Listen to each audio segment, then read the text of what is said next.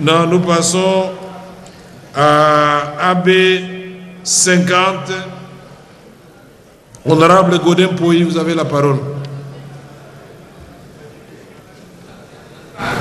Là, c'est un économiste qui va parler. Vous l'écoutez quand même avant de faire vos motions, n'est-ce pas?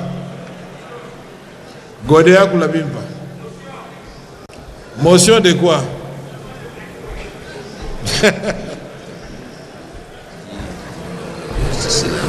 Merci, honorable président, pour la parole.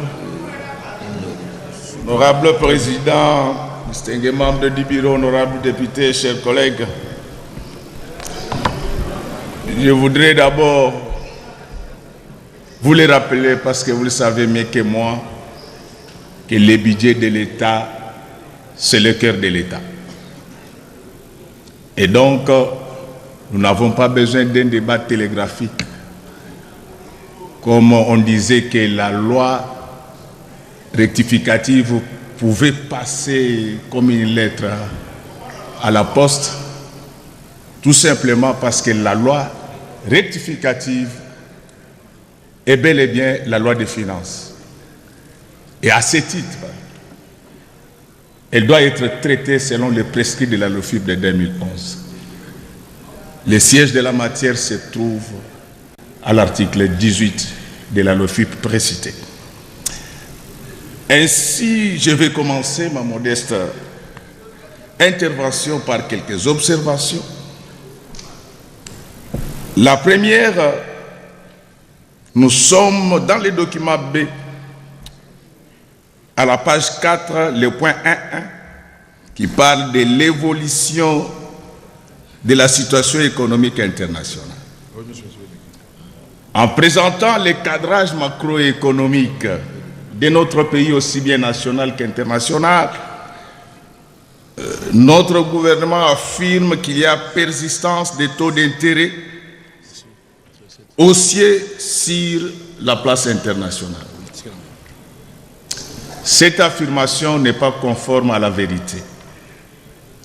En effet, du fait de l'environnement multicrise, sécuritaire, climatique et géopolitique, toutes les puissances économiques du monde avaient revu certes à la hausse leurs taux directeurs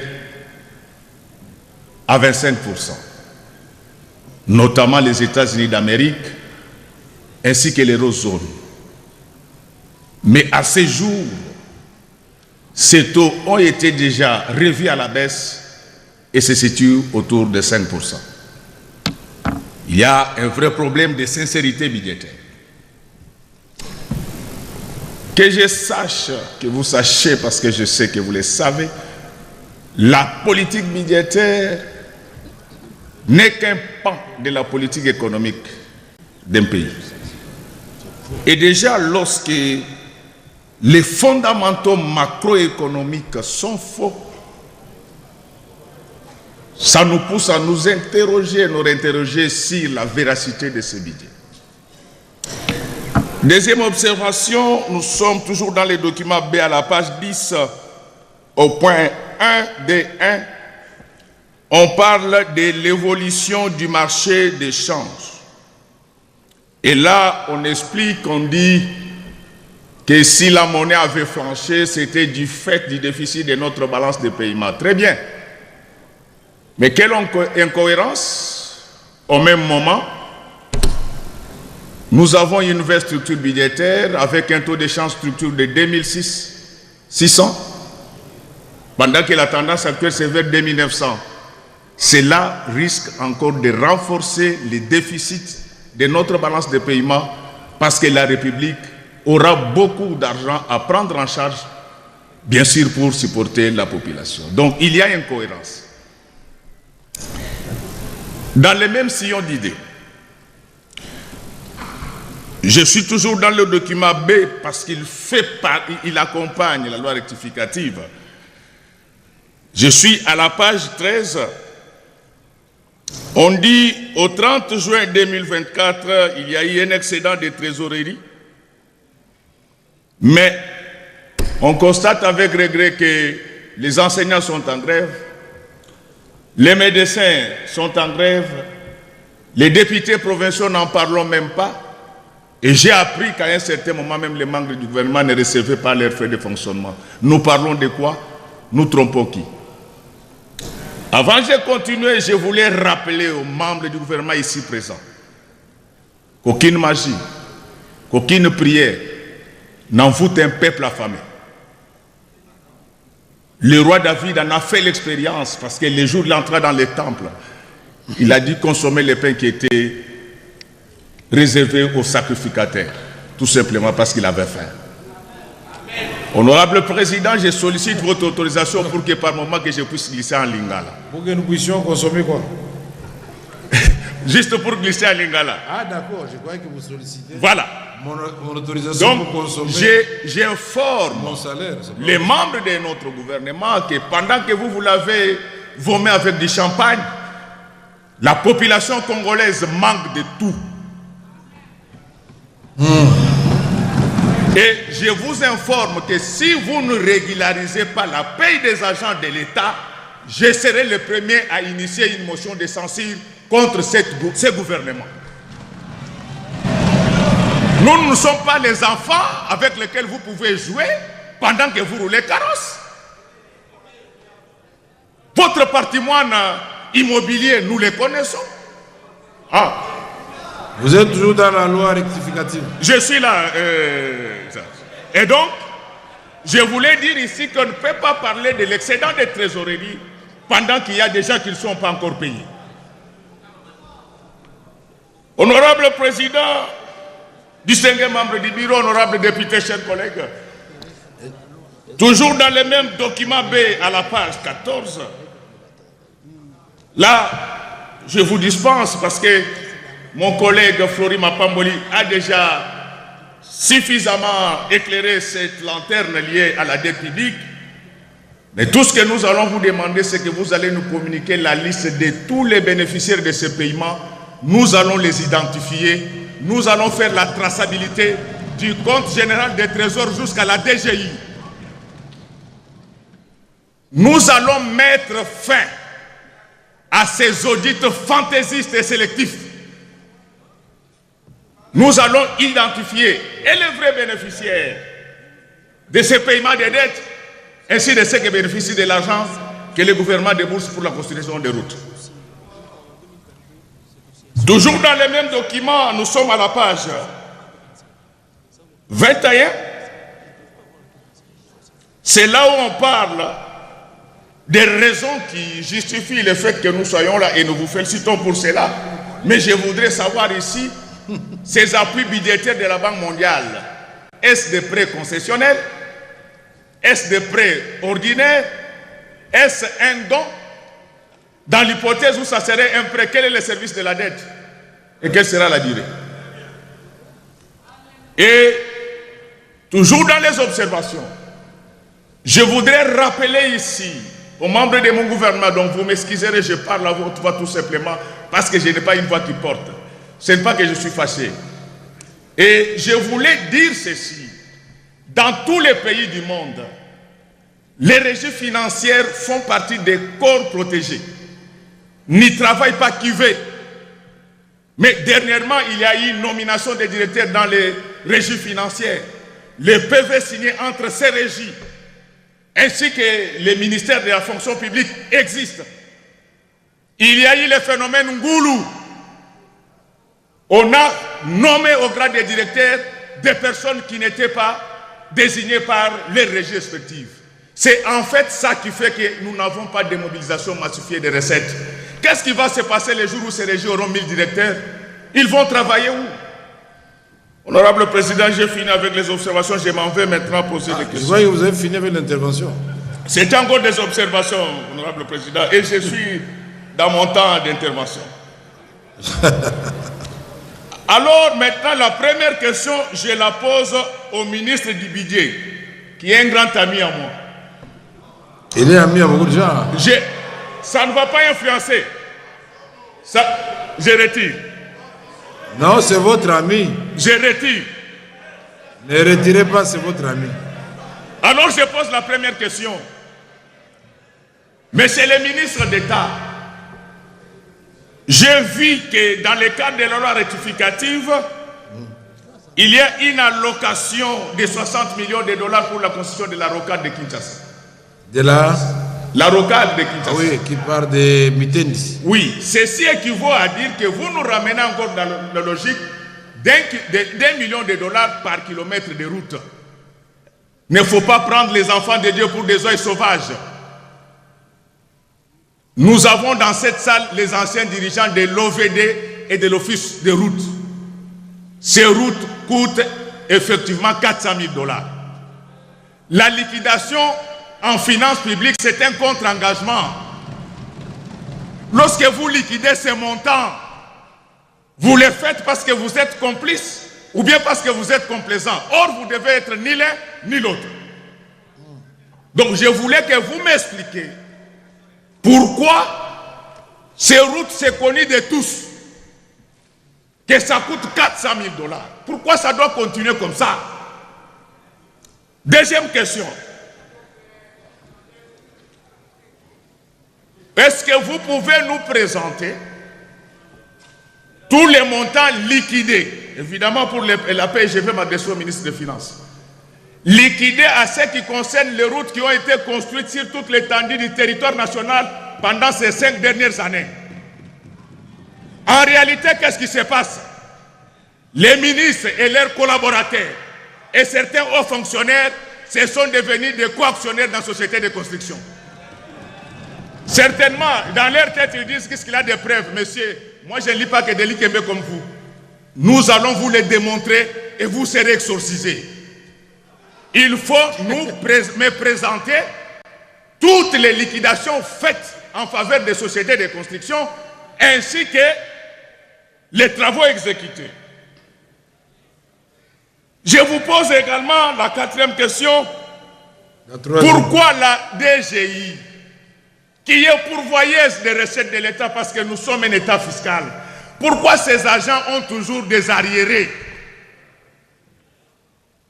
Donc, je comprends bien, cette régie est en train d'évoluer à l'envers, elle ne fait plus de performances, c'est donc quand il faisait des performances, apparemment ça vous énervait. Comment vous pouvez demander à ceux qui ne vous payez pas de vous faire toujours des recettes? Et pour terminer, là je suis dans la loi rectificative. Toujours. Devant la flopée du banditisme urbain à Kinshasa,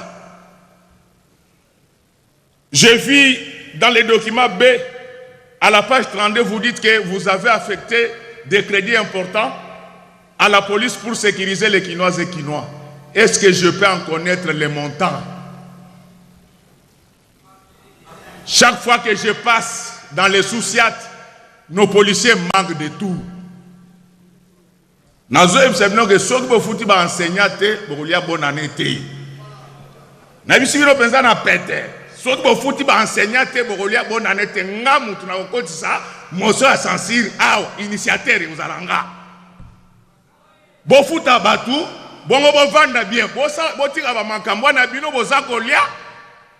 Ba Congolais ba kufanzala. Makambo nde Judas ba wela kina Jésus. Donc batamulaka Judas Nye.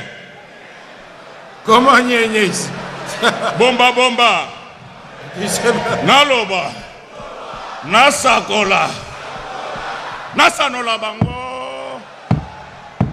Donc, makambo ya bino bozolia, ba enseignant bazolia te, nde bomisa Jésus. Botu nanga po nini? Jésus batamula na Judas. Momi moko ye a parfumé makolo à Jésus, Judas a se retrouvé. Quoi ça? Qu'est-ce qui s'est passé? Judas a lobé baby. Les lots makambo fait ça nini? Et si là. Donc on a prévenir bino. Tant on a bandé le bagamu tunangai. Et ça pour rien on le battre na yopé. Donc ce bon fouti batouté le 31 décembre pour que ça membre du gouvernement au Tenga na bisibino. Honorable président, maintenant je passe à la reddition des comptes. Oh, vous n'étiez pas encore à la reddition? Non. On va faire rapidement alors. Là, je commence par des observations. Je voudrais d'abord rappeler que depuis 1948, les droits économico-financiers est écrit à l'échelle mondiale. Parce que souvent nous entendons les gens qui disent que ce sont eux qui ont rédigé nos lois, messieurs. Alors, mon regret, là c'est le ministre des Finances qui est concerné. Cette reddition des comptes n'est pas rédigée selon les normes de l'OCDE. L'OCDE commande que lorsque vous faites la reddition des comptes dans un État qui n'a pas une monnaie stable, il faut les relever dans la conclusion. Pourquoi? Parce qu'en lisant cette reddition des comptes, ça ne nous permet pas d'avoir la meilleure cartographie économico-financière de notre pays. Tenez, à l'élaboration, les budgets sous examen, les taux d'échange entre les dollars étaient de 2080. En fin d'exercice, on était en 2600. En sociologie, pour comparer deux situations, il faut qu'il y ait une certaine analogie entre elles. Et cette analogie doit être soit des contextes, soit des structures. Comment vous pouvez prendre les chiffres qui ont été conçus en un temps où la parité était de 2080 et vous continuez comme ça jusqu'au moment où on est arrivé à 2006 et vous nous parlez des performances de 91% en termes de recettes? En réalité, ces performances, c'est en deçà de 70%. Tout ce qu'on demande, c'est qu'on doit les relever dans la conclusion. Et vous avez suivi pourquoi les gens étaient agités lorsqu'on donnait aussi les taux de dépassement budgétaire. Mais c'est à cause de cette présentation alambiquée. En réalité, tous ces dépassements, ce n'est pas que de la tricherie. Il y a des dépassements qui s'expliquent du fait de l'inflation. Et pour les communs des mortels, nous serons vilipendés inutilement parce qu'il y a des gens qui n'ont pas fait correctement leur travail. Et pire encore, ce sont les mêmes phrases que j'ai retrouvées également dans les rapports de la Cour des comptes. Je ne sais pas si vous avez travaillé ensemble. Si c'était juste, j'allais croire que c'était la même inspiration, mais comme c'est faux, je crois que c'est de la triche. Et comme si cela ne suffisait pas. Lorsqu'on parle de la pression fiscale, j'ai suivi ici qu'en Afrique subsaharienne, la pression fiscale est de 17,6%. Où est-ce qu'on ramasse ça? C'est la moyenne et non la pression. Donc lorsqu'on parle de 17% en Afrique subsaharienne, c'est la moyenne, parce qu'il y a des États comme le Sénégal qui sont à 25%, il y a l'île Maurice qui est à 33%.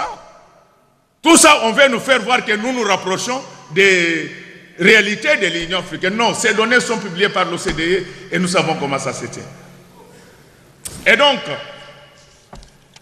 ces observations étant finies, je vais maintenant poser 4 questions au ministre des Finances. Encore. Première question.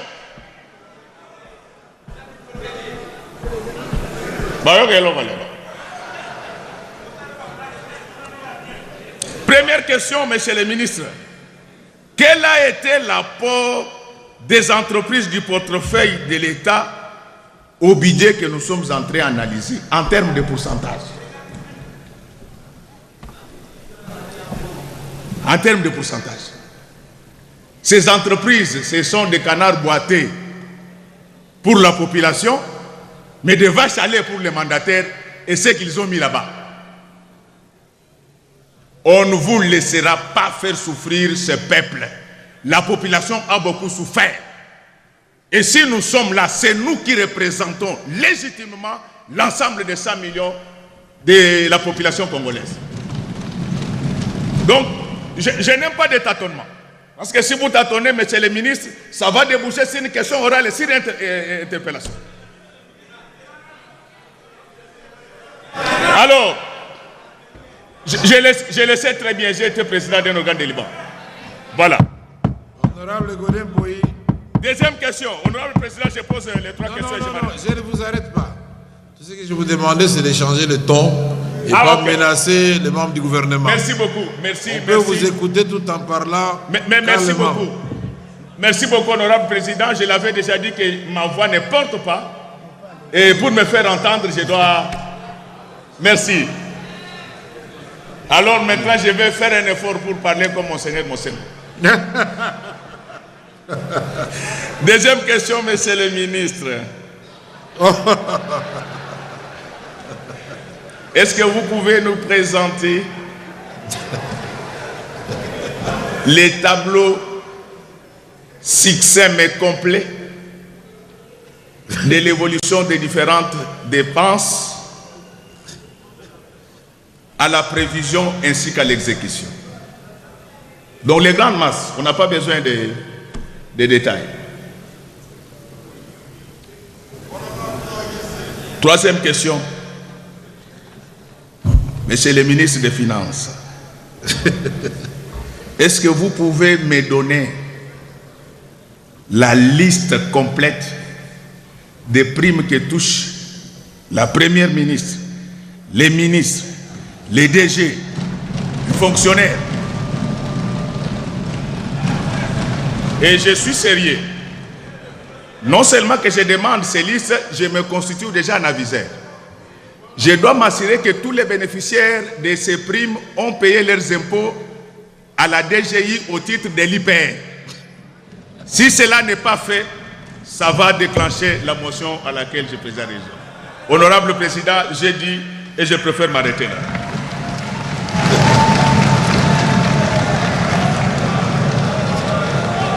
Merci. Merci, honorable Godin Poyi. Bon, pas de végétariens là-bas, allez récupérer tranquillement votre siège. Merci beaucoup, honorable Godin Poyi. Je voudrais que vous puissiez corriger d'abord quelque chose. Les États-Unis n'ont jamais atteint un taux directeur de 25%.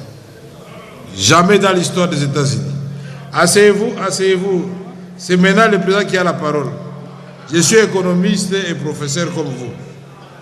En 2022, les États-Unis sont passés de 4,25% à 4,50%. En 2023, ils sont à 5,25%. Alors, non, ça n'a rien à voir avec les professeurs. Ça n'a rien à voir. Calmez-vous. Les données sont... Les données, vous pouvez les avoir. 25%, là, même la Banque européenne n'a pas atteint 25%. Non, non. Soyez humble, monsieur le pasteur, professeur ordinaire. Soyez humble. Je vous prie de vous asseoir. Vous avez parlé, je ne vous ai pas contredit. Maintenant, en tant que président de l'Assemblée nationale, j'ai l'obligation d'éclairer la lanterne de chaque député ici. Je suis... Asseyez-vous là-bas. Asseyez-vous. Asseyez-vous, monsieur Godin Poyi.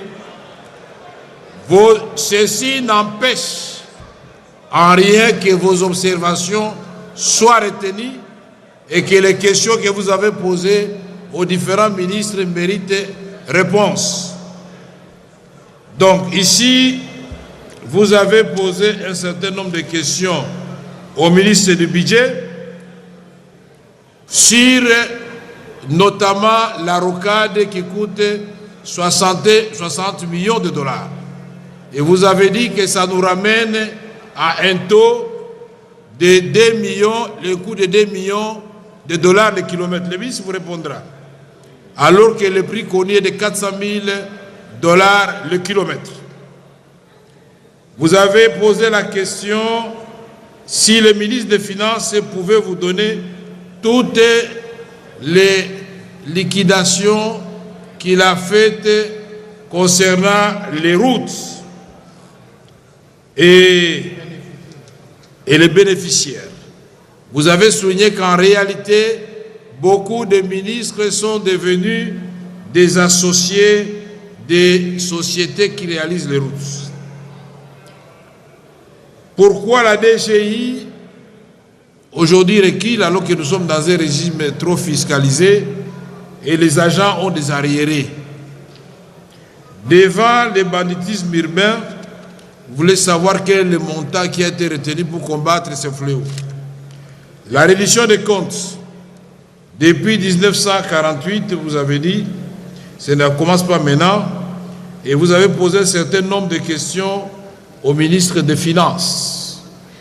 La première question, quel a été l'apport des entreprises publiques en termes de pourcentage dans les budgets sous examen? Vous avez demandé les tableaux succincts des dépenses en prévision et exécution. 3. Vous avez demandé la liste complète des primes que touchent la première ministre et tous les mandataires publics, faute de quoi vous vous constituerez en aviseur et que vous allez frapper des déchéances d'une motion l'ensemble du gouvernement. Pour le reste, nous sommes entre scientifiques. Vous allez apporter votre source et je vais apporter la mienne. Ça ne sert à rien de s'énerver, je ne m'énerve pas. Je vous donnerai la parole. La prochaine fois, vous allez indiquer la source et tout le monde va la vérifier, de 25% des taux directeurs aux États-Unis. Même pas au niveau de la Banque européenne. Même pas la BAD. Merci beaucoup.